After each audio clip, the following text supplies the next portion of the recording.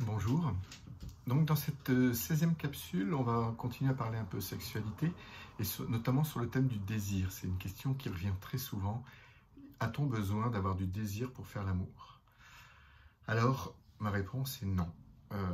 Je m'explique. Dans la période romantique, on ne se pose pas cette question. En fait, dans la période romantique, on se rend compte, on a tout un cocktail hormonal qui se crée à l'intérieur de nous, qui fait que les deux partenaires ont du désir. Donc, l'amour est fluide, c'est simple, on fait l'amour partout, dans toutes les positions.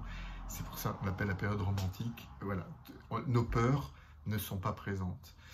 Une fois que ce cocktail-là disparaît, et il peut disparaître très tôt, comme il peut durer 3 ans, maximum 3 ans, si on fait une généralité, le désir est moins présent si on pense qu'il va arriver tout seul.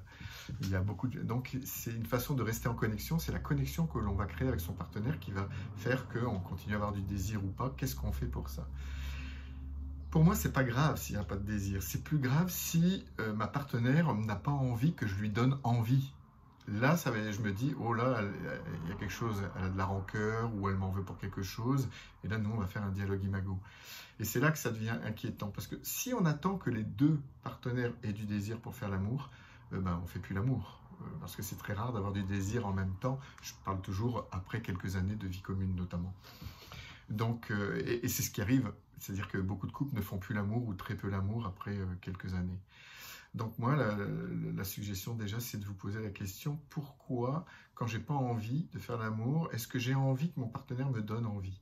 Si je n'ai pas envie, là, c'est que le problème est plus profond. Et là, l'invitation, c'est de communiquer vraiment, comme on l'a vu précédemment, de parler de soi, de ce qui est difficile pour soi, toujours en parlant de soi, sans critiquer l'autre. Bonne journée.